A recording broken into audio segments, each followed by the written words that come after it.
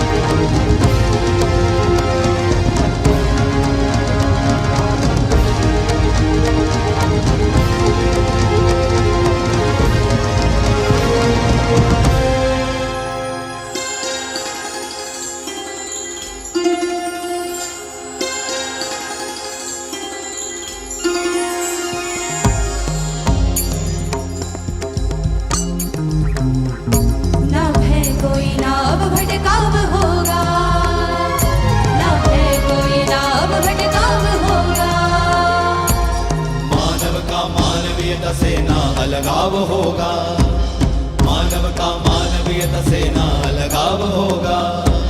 मधुर होगा मन का संवाद, रहेगा नहीं कोई विवाद।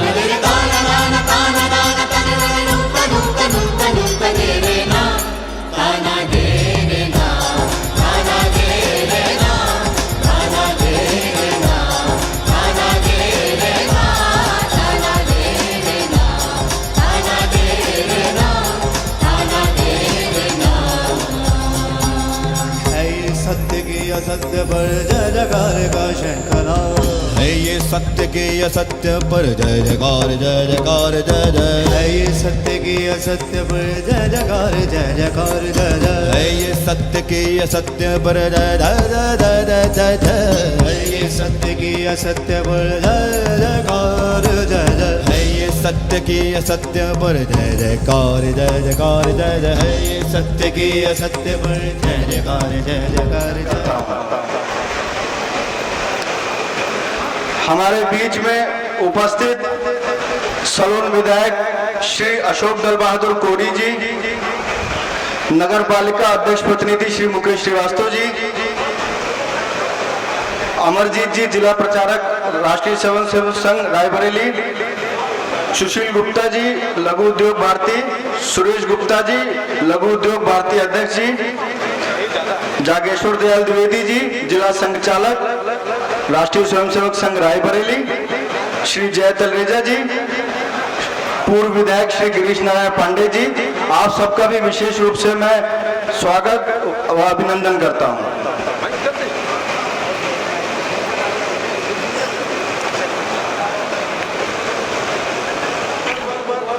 हमारे बीच पूर्व विधायक राजाराम त्यागी जी भी हैं, उनका भी मैं विशेष रूप से आभार व स्वागत करता हूं, अभिनंदन करता हूं।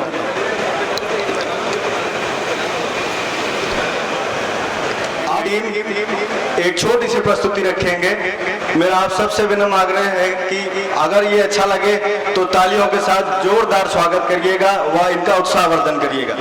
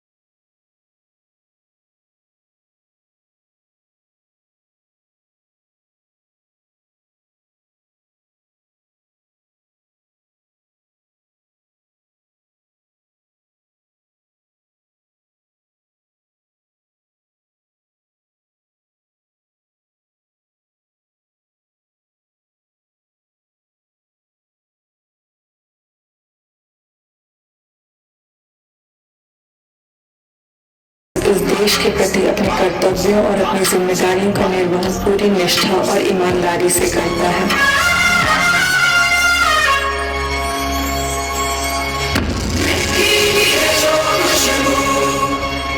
कैसे बुलाएगा तू लौट के आएगा नई नई राहों में रबी रबी राहों में खोए खोए तुमसे तेरे कोई ये कहेगा।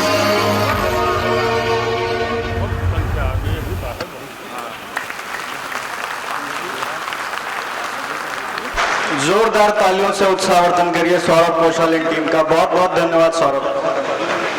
पथ प्रदर्शक परम श्रद्धेय स्वर्गीय भारत रत्न श्री अटल बिहारी वाजपेयी जी कहा करते थे कि भारत कोई भूमि का टुकड़ा नहीं है, ये एक जीता जागता राष्ट्र पुरुष है। वो अक्सर कहा करते थे कि ये वंदन की धरती है, अभिनंदन की धरती है, ये अर्पण की भूमि है, ये तर्पण की भूमि है। इसकी नदी नदी हमारे लिए गंगा है, इसका कंकड़ कंकड़ हमारे लिए शंकर है। हम जिएंगे तो इस भारत देश के लिए, हम मरेंगे तो इस भारत देश के लिए। और मरने के बाद भी गंगा जल में बहती हमारी अस्थियों को कोई कान लगाकर सुनेगा तो सिर्फ एक ही आवाज आएगी, भारत माता की, भारत माता की, वंदे वंदे। हम सबके बीच सरस्वती बालिका विद्या मंदिर से आई हमारी छोटी बहन उपस्थित है। देशभक्ति की कुछ कविता उसने तैयार की है, वो कहना चाहती है। मैं मंच पर आमंत्रित करना चाहूंगा सुश्री किटी त्रिपाठी जी को। पोषण करने वाली वंदनीय भारत माता हमारे समक्ष उपस्थित सभी महानुभाव को सर्वप्रथम मेरा सत सत नमस्कार। और उसके बाद मैं आप सभी को अपने आज़ादी के अमृत महोत्सव के 75 वर्ष पूर्ण होने की हार्दिक बधाई देती हूँ। मैं आज आप सभी को एक कविता सुनाना चाहती हूँ। हमारे कुलभूषण जाधव जी नौसेना के एक रिटायर्ड ऑफिसर थे, जिन्हें पाकिस्तानियों ने ये कह के बंदी बना लिया है कि वो जासूसी के केस में पकड़े गए हैं। तो उन्हीं के लिए मैं एक कविता प्रस्तुत करना चाहती हूँ। हास्य की भाषा नहीं लिखी है, ना ही गजल सुनाती हूँ। हास्य की भाषा नहीं लिखी है, ना ही गजल सुनाती हूँ। कविता लिखनी नहीं है आती, चीखे लिखते जाते हैं। देश मेरा जल रहा है, आग लगी है सीने में। हुक्मरां सब व्यस्त दिखे हैं, खून गरीब का पीने में। तो राम मंदिर या बाबरी का पक्ष नहीं मैं लाया हूँ।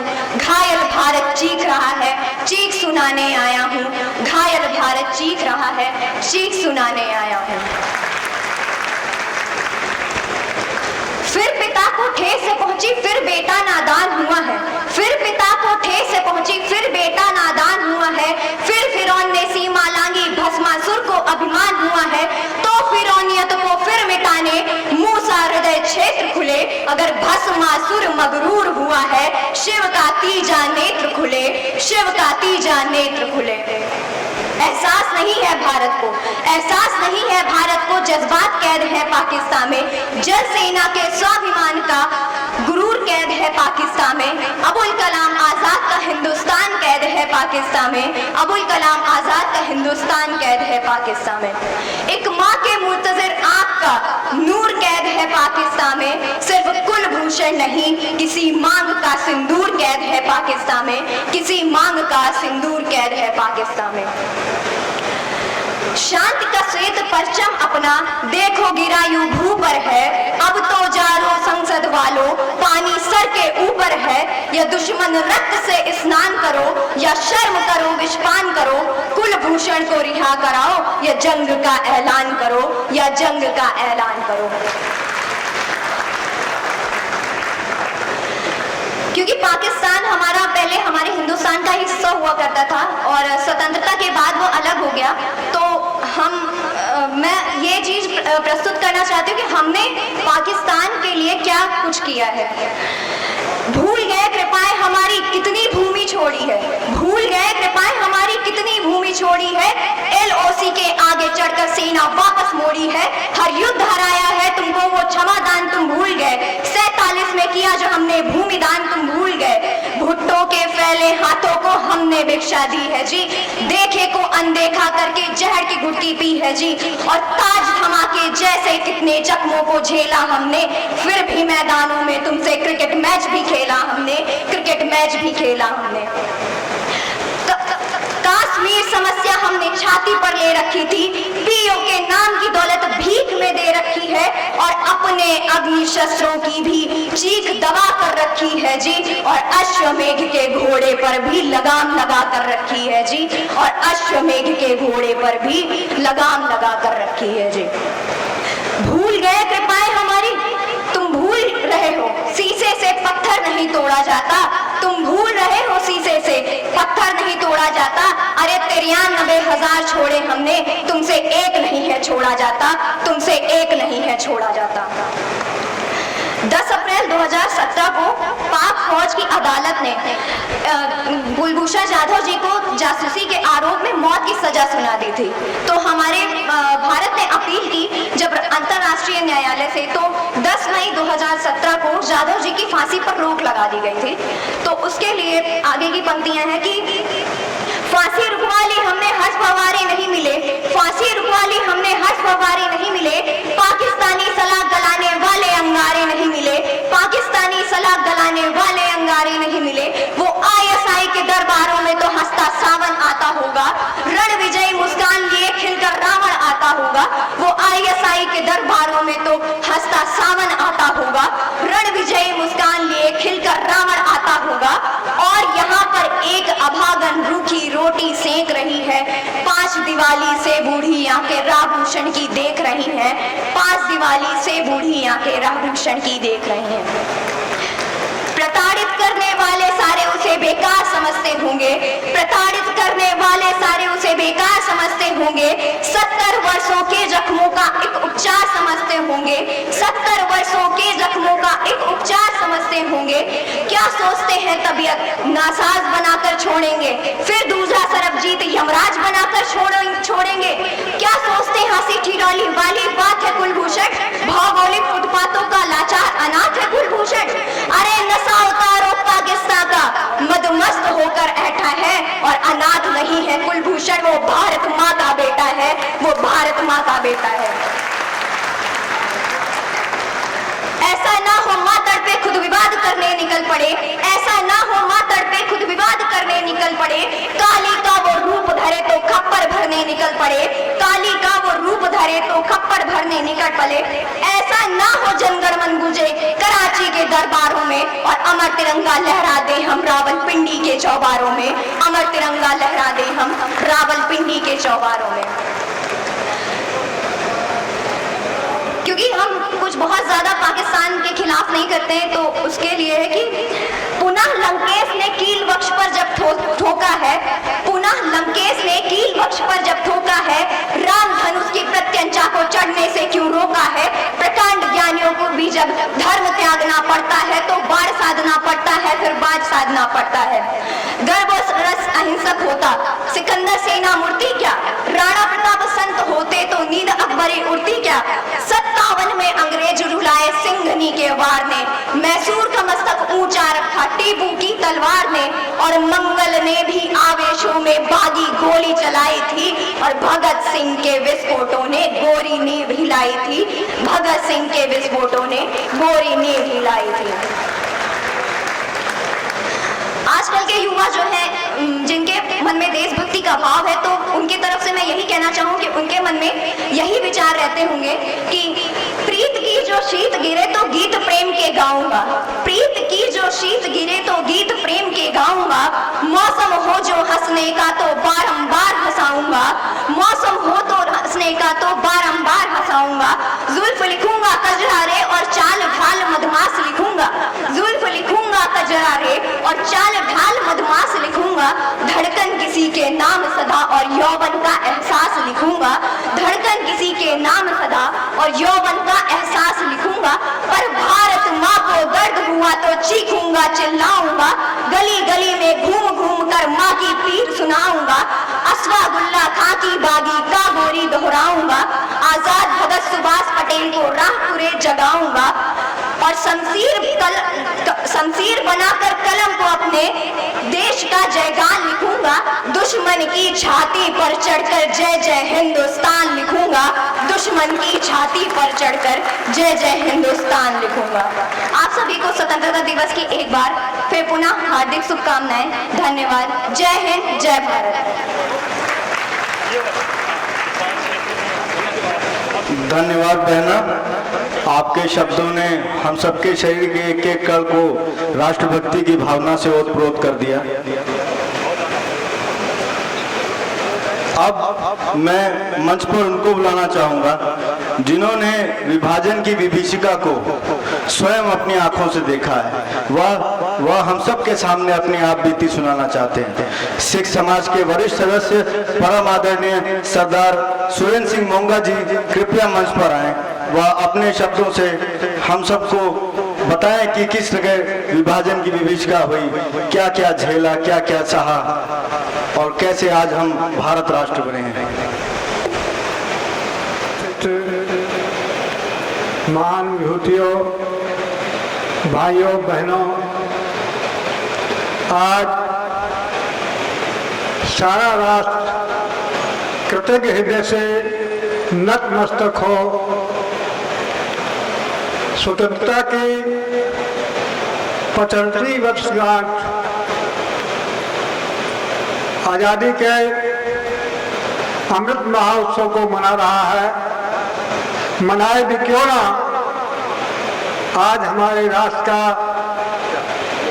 स्वर्ण दिन है, जिस दिन सदियों से पराधीनता की बेड़ियों से भारत माता स्वतंत्र हुई और हम स्वच्छंद और स्वतंत्र वातावरण में साथ लेने लगे। अब आज हमारा फर्ज है उन महान शहीदों को नमन करना जिन्होंने अपना सर्वस्व लुटा दिया, जिनकी ये भावना थी सांस का हर चुमन है वतन के लिए, जिंदगी हवन है वतन के लिए, कह गई हैं फांसी में फंसी गर्दनें, ये हमारा नमन है वतन के लिए। आज उनको नमस्कार करने का दिन है, नमन करने का दिन है। लिख डाला इतिहास लहू से, लिख डाला इतिहास लहू से, करके सौदा प्राणों का, बार बार बंधन है आजादी के उन दीवानों का, बार बार बंधन है आजादी के उन दीवानों का। और इतिहास पढ़ते हैं तो बड़ा गर्व होता है। जिगर ने एक लाइन लिखी है, जो देश की खातिर जीते हैं मरने से नहीं डरते वो जिगर, जो देश की खातिर जीते हैं मरने से नहीं डरते वो जिगर। जब वक्त शहादत आता है दिल सीने में रुखसा होते हैं, जब शहादत का वक्त आता है तो गौरवान्वित होते हैं कि हमें सौभाग्य मिला है देश पर अपना बलिदान करने का। आज आवश्यकता है उनको नमन करने की, जहां उनको नमन करना है जो लहू से अपने चिरागों को रोशनी देकर वो तो खुद सो गए भारत को जिंदगी देकर। जहां उनको नमन करना है, जहां वहां पर आज उस बंटवारे में जिन्होंने अपने तन पर इसको झेला उनको भी नमन करना है। वो माताएं जिनकी गोद सूनी हो गई, वो बहनें जो अपने भाइयों को सदा के लिए राखी बांधने से वंचित हो गई, वो बहनें जिनका सुहाग लुट गया। विभीषिका में जो कुछ झेला वो कहने सुनने से बाहर है, रोंगटे खड़े जाते हैं। मैं क्योंकि समय का अभाव है, मैं एक ही मिनट में 2-3 घटनाओं का जिक्र करना आवश्यक समझता हूँ। हमारे बीच में वो बैठे हुए सरदार जसपाल सिंह, इनकी आयु लगभग 1 माह की थी और उस रिक्शा में जब चारों तरफ आग जल रही थी, माँ जसपाल सिंह को गोद में लेकर निकल पड़ी। गोली चली, माँ गुजर गई। जसपाल सिंह बच गए, आज हमारे बीच में है। और उनके पिताजी ने बाद उनको लालटेन लेके जो आ रहे थे, देखा कि मिलिट्री के सहयोग से कुछ और भी लोग बच्चे थे, उनको निकाला गया। आज हमारे बीच में है, सौभाग्य की बात है। सरदार जसपाल सिंह कनेजा।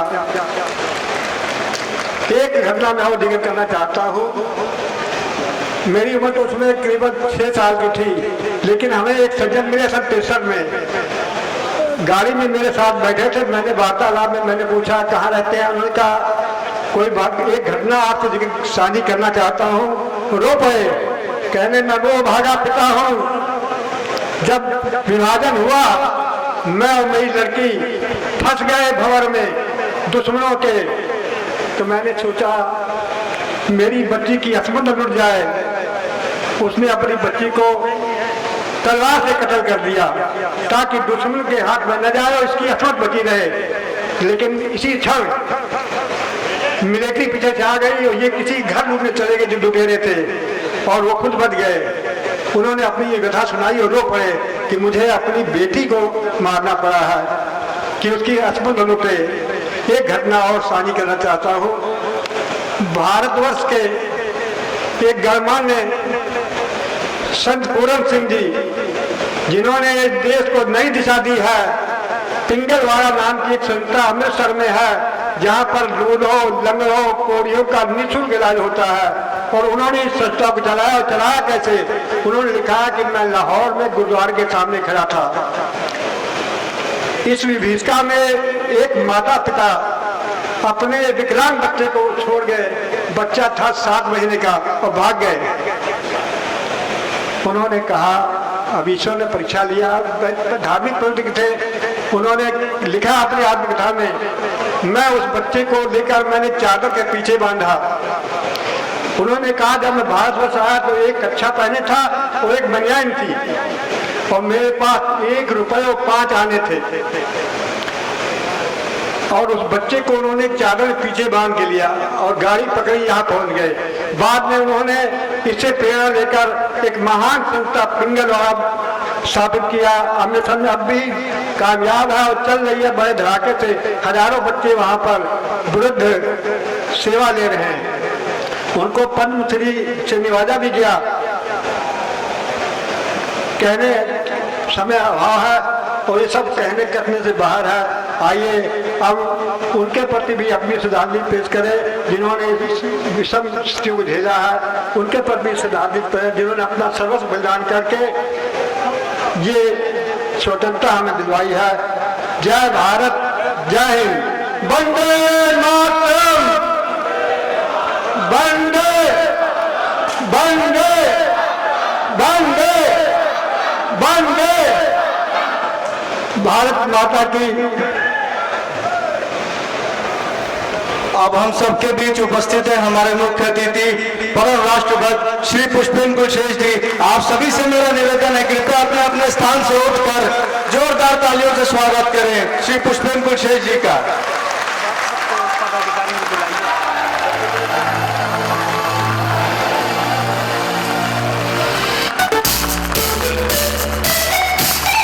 आप सब मेरे साथ दोनों हाथ ऊपर उठाकर जोर से घोष लगाइए, भारत माता की।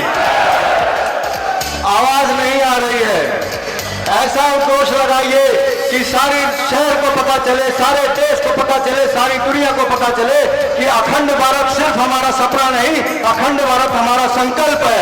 बोलिए भारत माता की, भारत माता की, वंदे वंदे वंदे।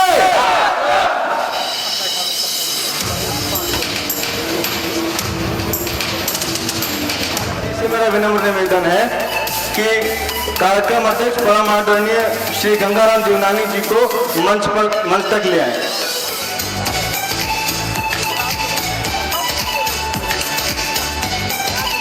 आप सभी से मेरा विनम्र निवेदन है, कृपया जो मंच पर अपेक्षित ना हो नीचे उतर जाएं।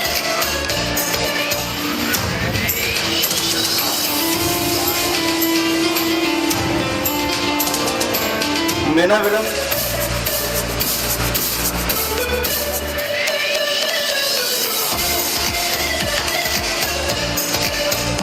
मेरा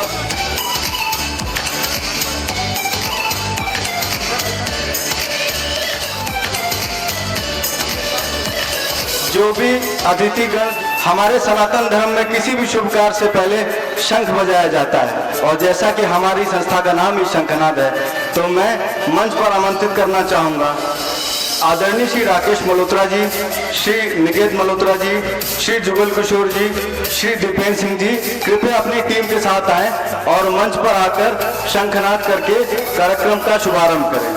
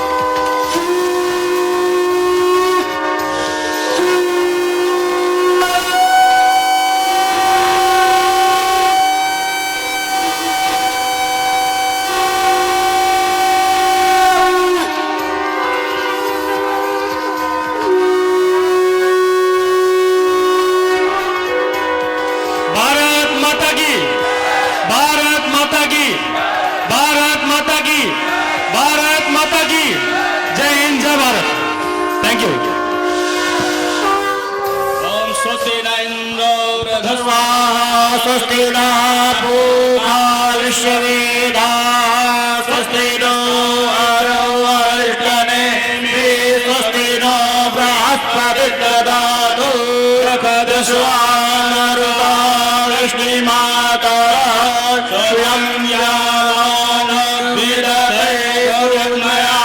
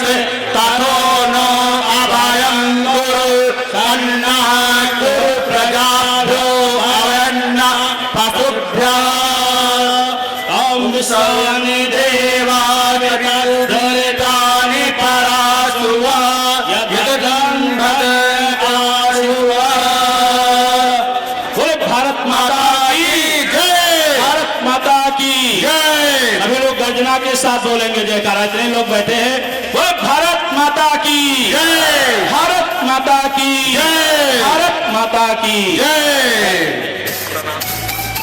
वो सत्य सनातन धर्म की जय, धर्म की जय, धर्म की जय, अधर्म का अधर्म का प्राणियों में भाना हो, प्राणियों में भाना हो, विश्व का विश्व का गौ माता की जय हो, गौ माता की जय हो, भारत माता की जय हो, भारत माता की जय हो। पृथ्वी माता की जय हो पृथ्वी माता की जय हो जय श्री सीताराम जय जय श्री सीताराम ओम शांति ओम शांति ओम शांति शांति सर्वारिक शांति भवतु शांति पुष्टिस्तु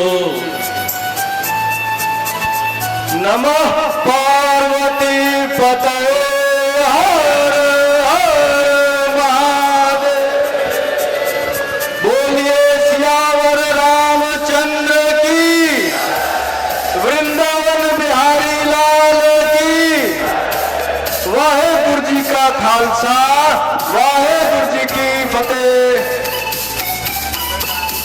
मैं अब आग्रह करना चाहूंगा आचार्य जयंत कुमार जी से, कृपया मंच पर आकर दीप प्रज्वलन का कार्य करें।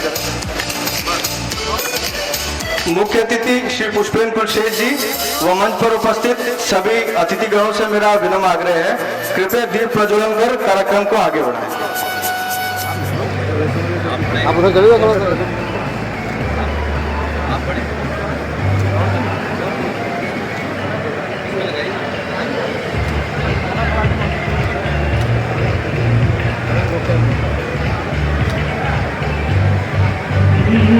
ज्योति परम ज्योति दीप ज्योतिर्जनार्दना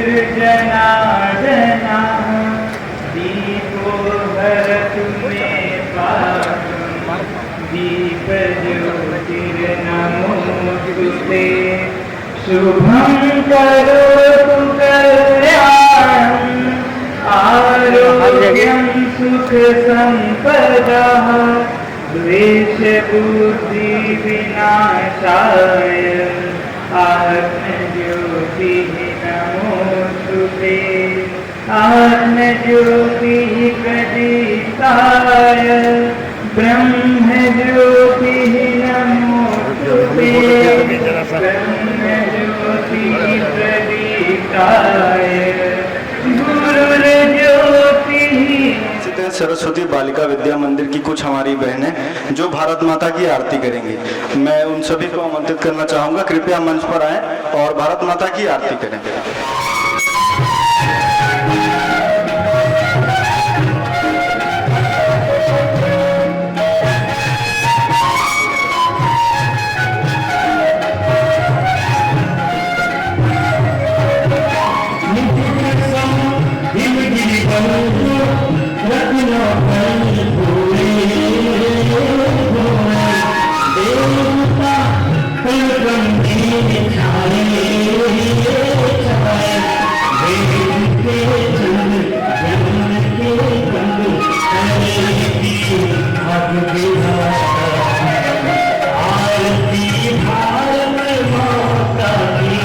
जगत की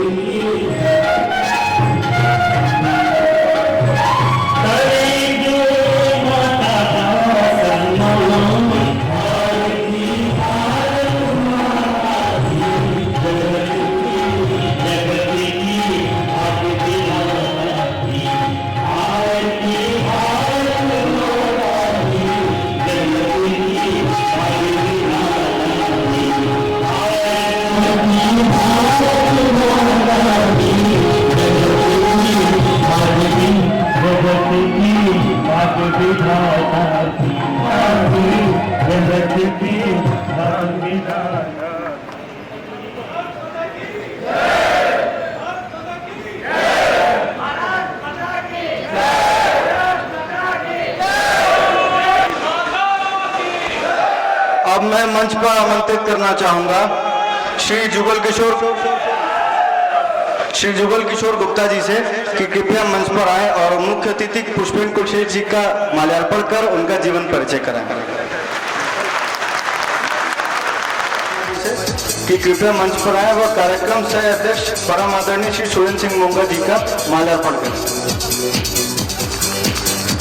आदरणीय श्री राकेश तिवारी जी कृपया मंच पर आए व कार्यक्रम अध्यक्ष श्री गंगाराम जीवनानी जी का माल्यार्पण करें। सरदार परमजीत सिंह गांधी जी को मैं आमंत्रित करना चाहूंगा मंच पर आए और कार्यक्रम से अध्यक्ष परम आदरणीय पंडित छाजूराम शर्मा जी का माल्यार्पण करें।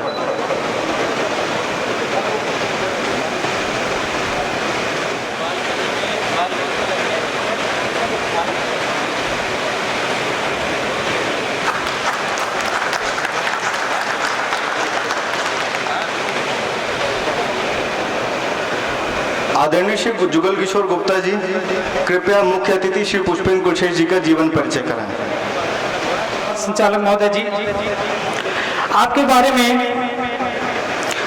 दिल में जुनून है, आंखों में देशभक्ति की चमक रखता हूँ, दुश्मन की जान निकल जाए आवाज में इतनी दम रखता हूँ। ऐसे हमारे माननीय आज के मुख्य अतिथि पुष्पेंद्र जी, जो एक प्रसिद्ध पत्रकार के साथ साथ राजनीतिक टिप्पणीकार, इस्लामी आतंकवाद, कश्मीर मुस्लिम सांप्रदायिकता के विशेषज्ञ हैं। आपका जन्म 2 दिसंबर 1965 को अलीगढ़ में उत्तर प्रदेश में हुआ था।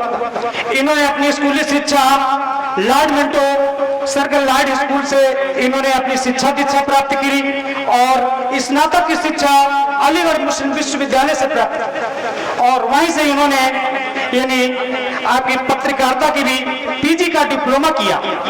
इसके साथ साथ इन्होंने संडे मेल, सहारा टीवी, जी न्यूज, बीबीसी, वर्ल्ड सर्विस के साथ साथ ये काम किया और उन्होंने पाकिस्तान के पहले समाचार चैनल एजे टीवी के साथ भारत के रूप में 12 वर्षों तक आपने इन्होंने काम किया और साथ आपने 7 राष्ट्रीय सेलर हॉकी चैंपियनशिप भी खेली और इन्होंने यानी 6 अगस्त 19 अक्टूबर तक लगातार 4 वर्षों तक भारत के प्रेस समूह में सीईओ निर्वाचित रूप से रहे और ऐसे हमारे आज के मुख्य अतिथि श्रीमान पुष्पेंद्र कुलशेखर जी, धन्यवाद।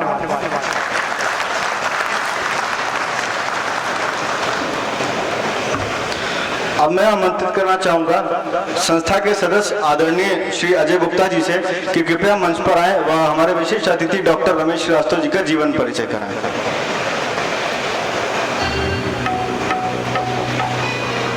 डॉक्टर रमेश कुमार श्रीवास्तव जी, आपके पिताजी श्रीमान राजू सहाय, आपका जन्म इलाहाबाद में हुआ।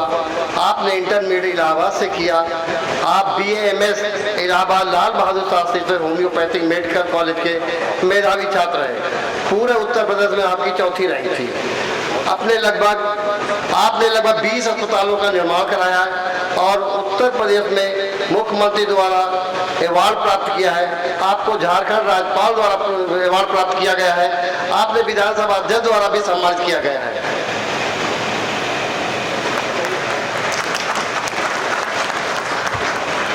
आदरणीय राकेश तिवारी जी कृपया मंच पर आएं और कार्यक्रम अध्यक्ष परम आदरणीय श्री गंगाराम जीवनानी जी का जीवन परिचय कराएं। धन्यवाद संचालक महोदय। आज इस अखंड भारत संकल्प दिवस विचार गोष्ठी जो हो रही है, इसमें मुख्य वक्ता के रूप में पधारे श्री पुष्पेंद्र कुलशेखर जी का रायबरेली की पावन धरा पर हृदय से वंदन अभिनंदन एवं स्वागत करता हूँ। और भारत विभाजन के समय जो विभीषिका लाखों हिंदुओं को कत्ल जब वहाँ होने लगा तो वहाँ से लोग पलायन की स्थिति में हम अपने देश भारत आए। उसमें ऐसा नाम एक श्री गंगाराम जीवनानी जी का है, जिनका जन्म 1933 में जन्म स्थान तहसील पन्नो आकिल जिला सक्कर प्रांत सिंध में हुआ था। शिक्षा मैट्रिक के दौरान ही भारत विभाजन हो गया और विभाजन के बाद नवंबर 1947 में पानी के जहाज द्वारा कराची से बॉम्बे आए। यह यात्रा 3 दिन की थी, जिसका भाड़ा सरकार द्वारा उस समय 5 रुपए प्रति व्यक्ति से लिया गया था। और बॉम्बे से रायबरेली की यात्रा सरकार द्वारा चलाई जाने वाली ट्रेन से लखनऊ रुककर रायबरेली आए। पहले से ही यहाँ पर रह रहे समाज के श्री शिवल दास एवं यही मल्क जी के द्वारा सभी समाज के लोगों की बहुत मदद की गई। लंबे संघर्ष के एवं ईश्वर की कृपा से आज वो इस मुकाम पर पहुंचे हैं। ऐसे हैं श्री गंगाराम जी यूनानी जी को मैं हृदय से प्रणाम करता हूँ। आपके बड़े पुत्र हमारे श्री विशंबर जी यूनानी जी हमारे क्लासमेट भी थे। धन्यवाद। संस्था के सदस्य आदरणीय श्री धर्मेंद्र वर्मा जी से मेरा विनम्र आग्रह है, कृपया मंच पर आए और कार्यक्रम से अध्यक्ष परम आदरणीय सरदार सुरेंद्र सिंह मोंगा जी का जीवन परिचय कराएं। धन्यवाद संचालक महोदय। आज के इस कार्यक्रम की सह अध्यक्षता कर रहे श्री सुरेंद्र सिंह मोंगा जी, इनके पिता का नाम मोहर सिंह मोंगा था। यहाँ पे गुरु नानक नगर में इनका निवास है। आप 1941 में ग्राम नौशेरा, खोजिया तहसील, जलालपुर जिला गुजरात, जो कि अब पाकिस्तान में है, उनका यहाँ पे जन्म हुआ था। इनकी माताजी का नाम था रवेल कौर। 1947 में विभाजन के 2 माह पूर्व ही पाकिस्तान में हालात बहुत ज़्यादा खराब हो गए थे। लोगों की संपत्तियां लूटना शुरू हो गई थी, हत्याएं शुरू हो गई थी। उससे परेशान होकर इनके दादा हवेली सिंह मोंगा जी, इनके पिता मोहर सिंह, और इनको लेके विभाजित हिंदुस्तान में चले आए। उसके बाद यहाँ पे ग्राम रसेता में रहे, उसके बाद ग्राम अय्यापुर में, उसके बाद फिर यहाँ पे गुरु नानक नगर में 1952-53 में रिफ्यूजी क्वार्टर इनको अलॉट हुआ। तो काफ़ी खराब परिस्थितियों में, काफ़ी गरीबी की स्थिति में इन्होंने जीवन काटा, लेकिन अपने अथक मेहनत और प्रयास से, अपनी जीविका से इनके परिवार ने काफ़ी बढ़ चढ़कर व्यापार के क्षेत्र में काम किया। इनका यहाँ पे पंजाब क्लॉथ नाम से बहुत बड़ा कपड़े का व्यापार है और पूरा परिवार फल फूल रहा है। इन्होंने जो विभीषिका वहाँ पे झेली है उसकी तो हम लोग मात्र कल्पना कर सकते हैं। और इन्होंने यहाँ पे रह के खराब परिस्थितियों में भी अपनी शिक्षा ग्रहण करी। उसके बाद लखनऊ यूनिवर्सिटी में इनका एडमिशन हुआ। द्वितीय वर्ष में जब ये वहाँ के छात्र रहे, तभी इनके पिता मोहर सिंह जी का निधन हो गया।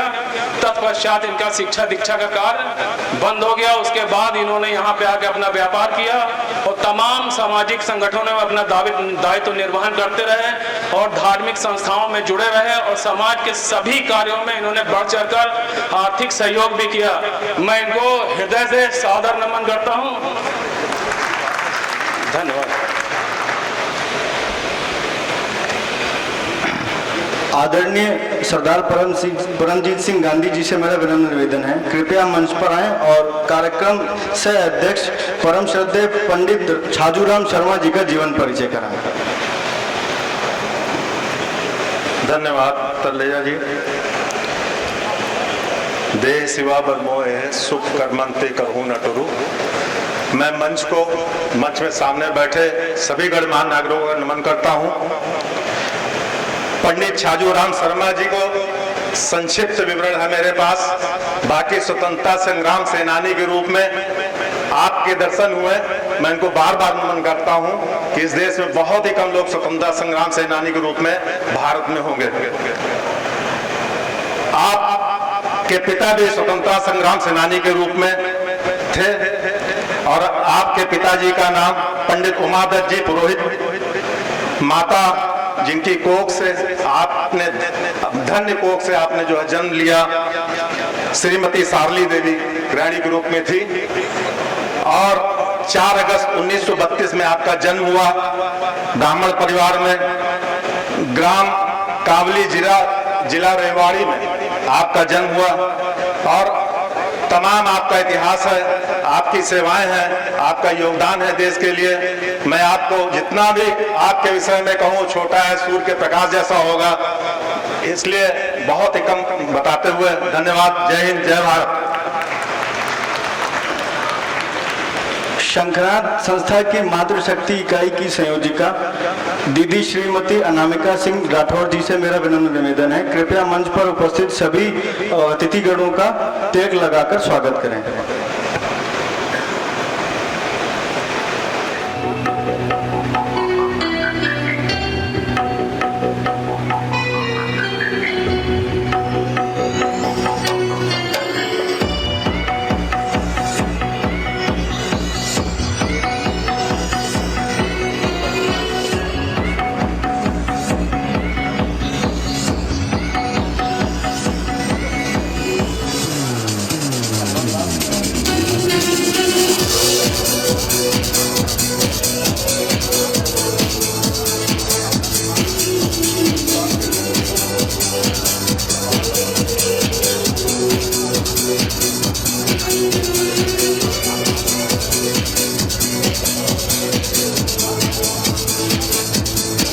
अब मैं आमंत्रित करना चाहूंगा संस्था के संयोजक जिनके नेतृत्व में कार्यक्रम हो रहा है, आदरणीय श्री मुनीश अग्रवाल जी, कृपया मंच पर आए और स्वागत करें।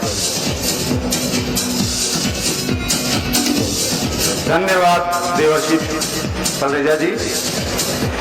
इस सभागार में आज हमारे अखंड भारत संकल्प दिवस पर अखंड भारत परिकल्पना एवं भारत विभाजन विभीषिका पर गोष्ठी में आए सबसे पहले हमारे आज के मुख्य वक्ता आदरणीय श्री पुष्पेंद्र कुलश्रेष्ठ जी का शंखनाद संस्था की तरफ से मैं स्वागत करता हूं। विशिष्ट अतिथि डॉक्टर रमेश श्रीवास्तव जी, हमारी सभा की आज अध्यक्षता कर रहे श्री गंगाराम जीवनानी जी, सह अध्यक्षता कर रहे श्री पंजाब सिंह मोंगा जी, सह अध्यक्षता कर रहे पंडित छाजू राम शर्मा जी। आज हमारे बीच सभागार में उपस्थित पूर्व विधि एवं न्याय मंत्री उत्तर प्रदेश सरकार श्री गिरीश नारायण पांडे जी, राजा राकेश प्रताप सिंह जी पूर्व एमएलसी, श्री अशोक कोरी विधायक सलोन, श्री सुशील गुप्ता जी लघु उद्योग भारती के राष्ट्रीय अधिकारी, श्री सुरेश गुप्ता जी, श्री जागेश्वर दयाल द्विवेदी जी, माननीय संघ चालक राष्ट्रीय स्वयंसेवक संघ रायबरेली, माननीय अमरजीत जी जिला प्रचारक राष्ट्रीय स्वयंसेवक संघ रायबरेली, सभागार में उपस्थित हमारे सभी विभिन्न समाज से आए सनातन धर्म के सभी, दिनेश जी हमारे पूर्व प्रचारक, हमारे सभागार में आए हमारे सनातन धर्म के विभिन्न समाज से आए हमारे अतिथिगण, सभागार में उपस्थित सभी अतिथिगण, पत्रकार बंधुओं, मातृशक्ति भाइयों और बहनों, शंखनाद संस्था का जन्म आज से कुछ 5 माह पूर्व कुछ अखिल भारतीय विद्यार्थी परिषद के पूर्व कार्यकर्ताओं द्वारा एक समूह मिलन के द्वारा प्रारंभ हुआ। धीरे धीरे ये कारवां बढ़ता गया और आज शंखनाद एक आपके सामने सेवा के लिए प्रस्तुत है। शंखनाद का एक मकसद रहा है, हमारा कार्य हमारे राष्ट्र के लिए, हमारे सनातन धर्म के लिए और हमारी भारतीय संस्कृति के लिए हम सब कार्य करते हैं। भारत का विभाजन विभिन्न समय काल में हुआ है, लेकिन जितनी बड़ी विभाजन की विभीषिका सन 1947 में भारत देश ने झेली है, भारत माता ने झेली है, उस विभीषिका का दंश आज तक हम सबको चुभ रहा है। हमारा आज बहुत बड़ा सौभाग्य है कि राष्ट्रवादी प्रखर वक्ता आदरणीय श्री पुष्पेंद्र कुलश्रेष्ठ जी ने मेरे आग्रह को स्वीकार करते हुए आज के दिन को हम लोग अखंड भारत संकल्प दिवस के रूप में मनाते हैं, लेकिन उनका सुझाव आया कि हम उस विभीषिका को क्यों भूल जाते हैं जिस विभीषिका में लाखों सनातनियों की प्राण की आहुति हुई देश में। हम उस विभाजन को कैसे भूल जाते हैं। हमने इस विषय को अपने आज संगोष्ठी में शामिल किया। इसके लिए मैं हृदय से आभार करता हूं हमारे मुख्य वक्ता आदरणीय पुष्पेंद्र कुलश्रेष्ठ जी का कि उन्होंने हमारे संज्ञान में भी विषय लाया और हम लोग ये विषय आज कर रहे हैं। हम आपके और पुष्पेंद्र जी के बीच में बाधा हम लोग नहीं बनना चाहते हैं। और अब अपनी बात में समाप्त करते हुए आप सब हमारे इस कार्यक्रम में आए, उसके लिए अभिनंदन के साथ आभार भी व्यक्त करता हूं। धन्यवाद। शंखनाथ परिवार की तरफ से एक छोटी सी पेशकश है, उसके बाद आप सबको जिनका इंतजार है, जो आज हमारा सौभाग्य हमें प्राप्त हुआ है, हमारे बीच जो मुख्य अतिथि हैं श्री पुष्पेंद्र कुलशेष जी, उनको हम सुनेंगे। लेकिन उससे पहले हम शंखनाथ परिवार की तरफ से ये चाहते हैं कि हम सब ने विभाजन का वो विभीषिका तो देखी नहीं, लेकिन हम उस समय में थोड़ी देर के लिए जरूर जा सकते हैं। मैं आग्रह करूंगा कि आप सबसे कि आप सब उस फिल्म को जरूर देखें और अपना इतिहास याद रखें, उसे भूलें ना। एक छोटी सी शॉर्ट फिल्म हम सब की तरफ से पेश है।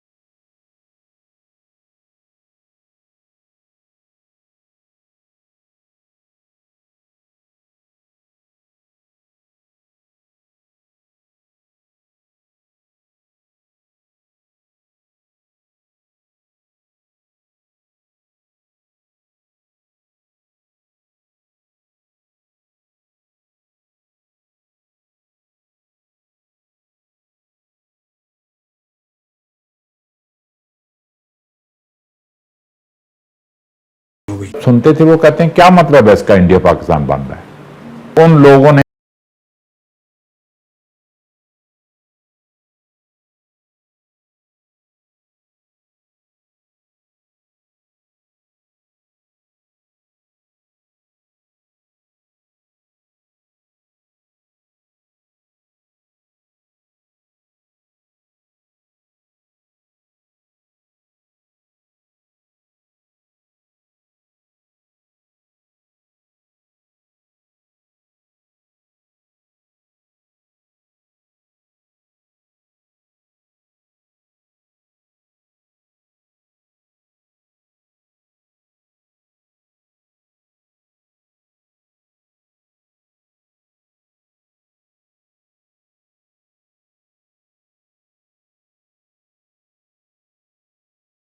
यहाँ ये वो क्या नाम है गांव, पूरा का पूरा गांव उन्होंने मार दिया। करीबन को 3-4 हजार आदमी मरा होगा। कोई लाश वहां पड़ी है, किसी का धड़ वहां पड़ा है, किसी की बाजू वहां पड़ी है, कोई टांग वहां पड़ी है। तो ये तो हुआ उस गांव के अंदर। तो उसके बाद जितनी जवान लड़कियां रह गई, कुछ जो बच गई 10 साल की, 12 साल की, 13 साल की, वो उठा के ले गए। उन्होंने वहां पे शादियां कर ली। हिंदू औरतों के साथ बड़े जुल्म हुए। हिंदू औरतों को जहर देना पड़ा, जवान लड़कियों को जहर देना पड़ा। जवान लड़कियों ने मौका देखते कुएं में छलांग लगा दी। जवान लड़कियों को उनके माँ बाप ने मार दिया ताकि मुसलमान के हत्थे न चढ़े। क्योंकि हमारा परिवार बहुत संपन्न परिवार था। उस समय हमारे पास 50,000 रुपये कैश और 5 किलो सोना था। 24 सितंबर सुबह 10 बजे अटैक शुरू हुआ। सबसे पहले तो उन्होंने पैसे छीने, जो कुछ है दे दो, हम मारेंगे नहीं। उसके बाद में यंग लड़कियां निकालनी शुरू कर दी। 300-400 लड़की, 4,000 पूरी ट्रेन में पैसेंजर थे। पहले तो उन्होंने 300-400 लड़कियां निकालनी, फिर ऐसा काटना शुरू कर दिया जैसे ओपन वैगन में गन्ना बाहर निकला होता है, उसको जैसे काटते हैं ऐसे इस तरह से तलवार से, लाठियों से मारना शुरू कर दिया। मेरे परिवार के 14 मेंबर्स थे, 11 मेंबर्स को मेरे सामने मारा गया। वो पूरी ट्रेन दिल्ली लाई गई। वो ट्रेन को नेहरू को दिखाया गया, जवाहरलाल गांधी को दिखाया गया, उन्होंने कहा ऐसा नहीं होना चाहिए। जब पटेल जी ने देखा तो उन्होंने कहा 1 के बदले 4 होना चाहिए। 3 ट्रेन कटने के बाद में पाकिस्तान ने हाथ छोड़ दिया। ये पोजिशन सवेरे ही हो गया या शायद दूसरे दिन अनाउंसमेंट हो गई डीसी की, डिप्टी कमिश्नर के ऑर्डर डोंटी फट गई कि आप जो भी हिंदू हैं और जो भी हिंदुस्तान जाना चाहते हैं उनके लिए बाहर टेंट लगा दिए हैं, आप वहाँ आ जाओ, आप सब कुछ यहाँ छोड़ना पड़ेगा, आप सिर्फ 3 कपड़ों में पगड़ी और पजामा या तहमत या कमीज या कुर्ता, ये चौथा कोई कपड़ा नहीं, कोई पैसा नहीं, कोई ढेला नहीं, कुछ सोना नहीं, चांदी नहीं, कुछ भी नहीं ले जा सकते, वो सब पाकिस्तान सरकार का है। अब मरने लगे तो उनकी लाशें कहाँ जाए, लकड़ी कहाँ है, दबाएं कहाँ, लाशें ऐसे फेंकनी पड़ी। मैं कहता हूँ हम 15 दिन तक, कितने दिन तक रहे हम वहाँ, उसके बाद हमने सूरज देवता के दर्शन नहीं किए।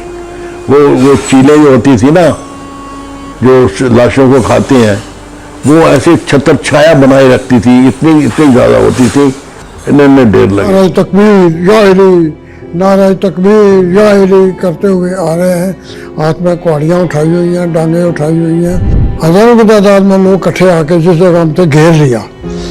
घेरने के बाद कहते हैं 1 लड़की चाहिए हमको, 1 लड़की मांग रहे हैं कि जूते में दे दो, ऐसे कौन सिख दे देगा, तुम्हें हम काट देंगे, हम मुसलमानों का हाथ नहीं देंगे। सब लाशें वहीं छोड़ के आए ना, कोई ना किसी के पास कमन है, कफन है, ना कोई जलाने का प्रबंध है, कुत्ते ने खाई है, कौवा ने खाई है, हम तो छोड़ के आए ना, ऐसे ही छोड़ के आए ना।